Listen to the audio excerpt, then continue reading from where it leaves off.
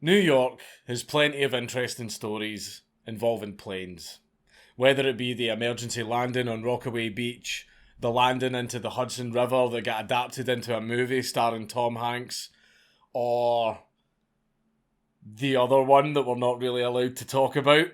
But half a century before these events occurred, there was one man that put everything on the line for a bit of clout by doing something absolutely insane after downing one Jaeger bomb too many. And what makes it even funnier is he did it twice. Thomas Fitzpatrick.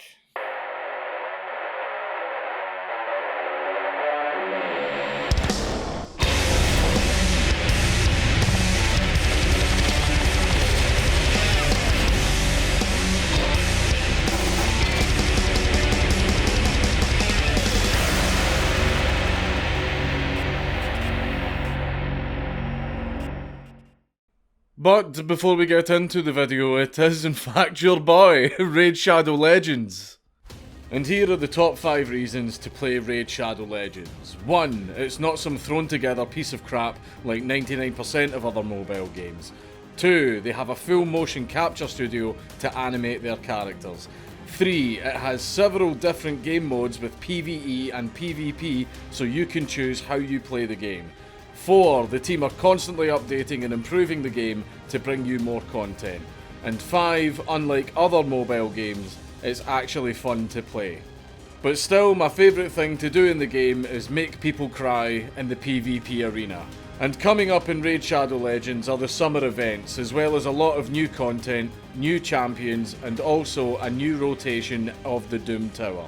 So click my link down below or scan the QR code on the screen to download Raid Shadow Legends, and if you are a new player you will get 200,000 silver, an XP booster, an energy refill, an ancient shard, and the epic champion Chonoru, who is really handy for getting through the Doom Tower. These rewards are only available to new players and only for the next 30 days, and you can find these rewards here in your inbox.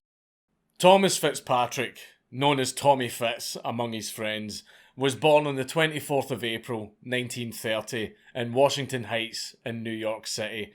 He proved himself to be pretty mad very early on in his life, as at the age of 15 he lied about his age to fight in the Marine Corps in the Pacific Theatre of World War II.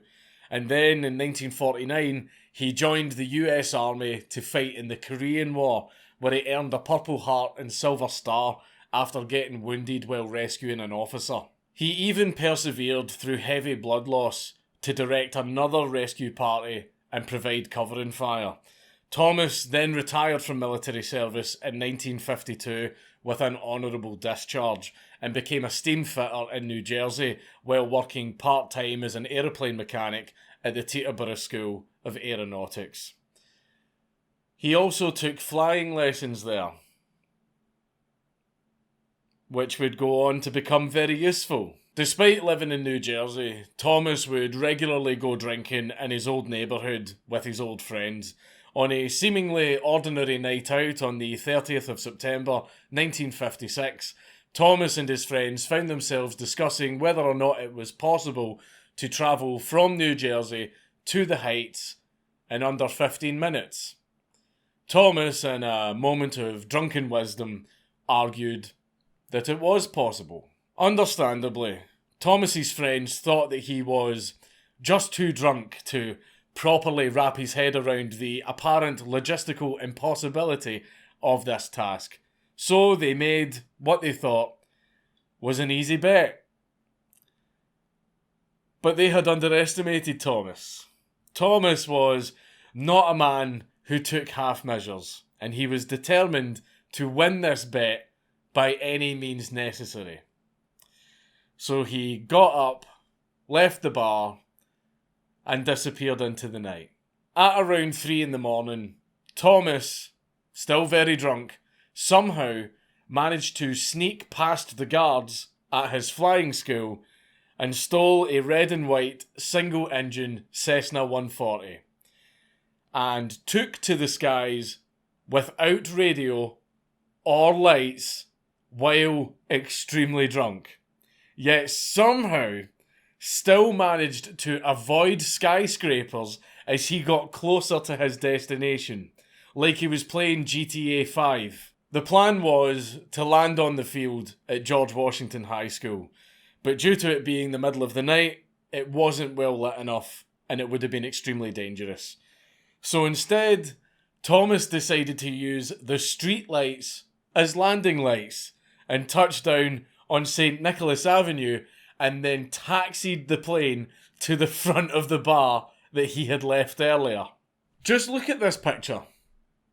Look at how that plane is wedged into the street without any damage to the surrounding streetlights, cars, or buildings. And he managed to pull that off in the middle of the night while extremely drunk. By some miracle, Thomas managed to land without a hitch, left the plane, and then ran back inside the bar for one last pint before last orders, much to the utter shock of all of his friends.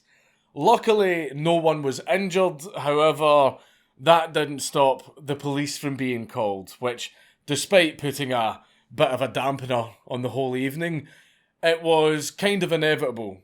You know, it turns out when you land a plane right in the middle of a New York street, you know, the cops are going to show up.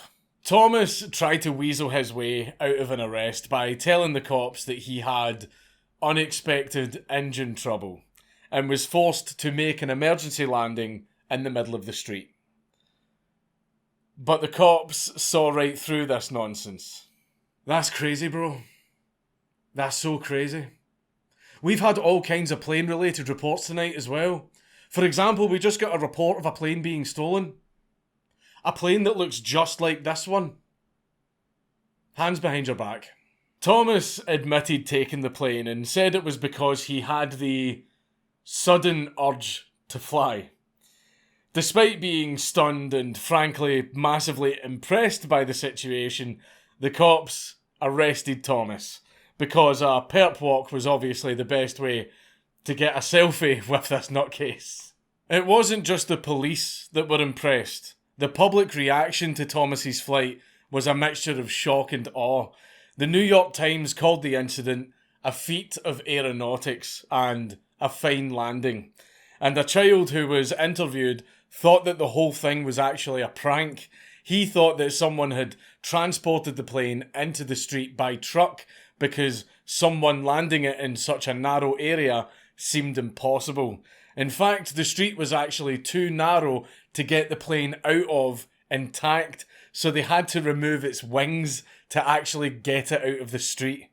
We don't actually know what Thomas won in that bet, beyond the obvious bragging rights, but I'd like to imagine that he never paid for another drink for the rest of his life.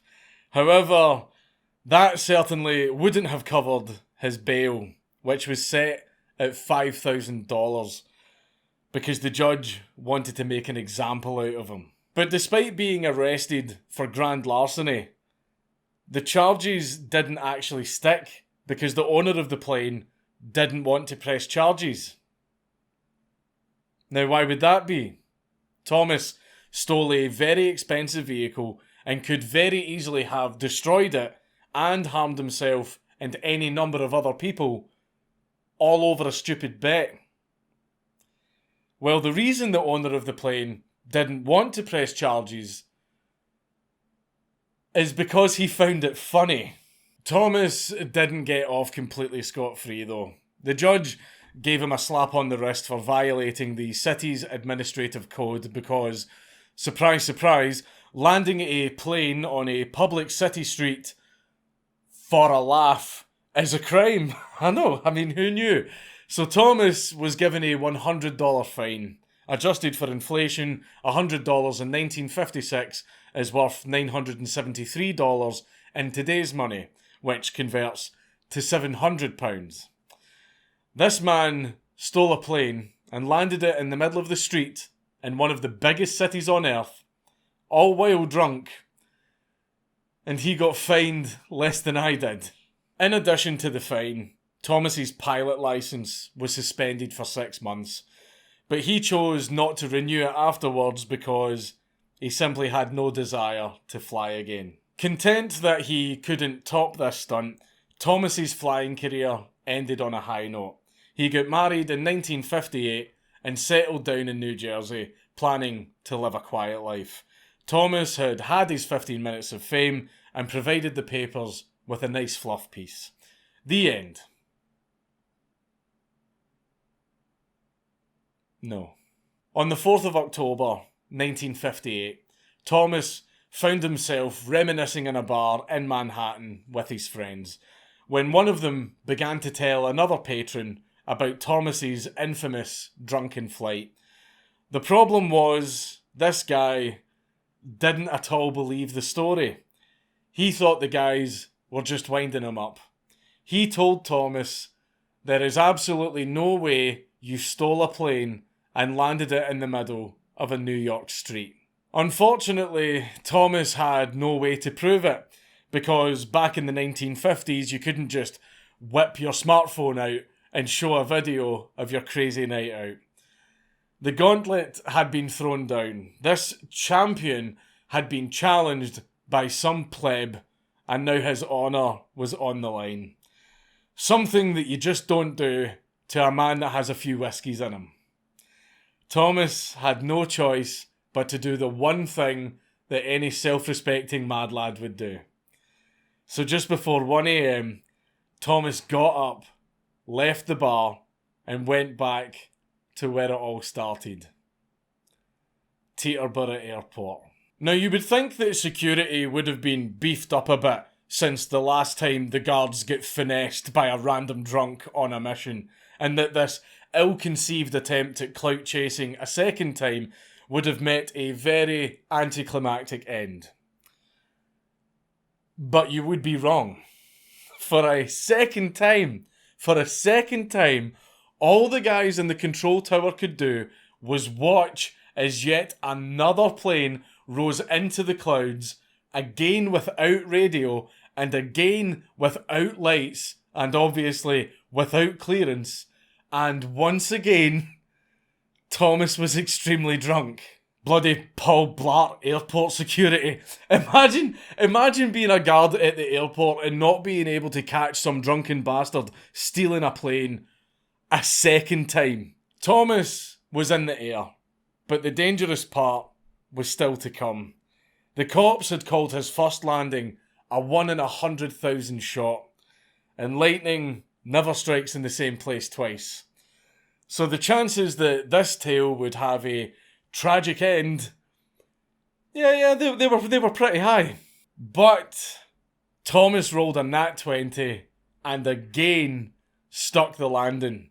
Though this time he scared the absolute crap out of a poor bus driver who looked into his rearview mirror and saw a whole arse plane flying up the road behind him, coming right for him. The bus driver panicked and actually leapt out of the bus to avoid being hit.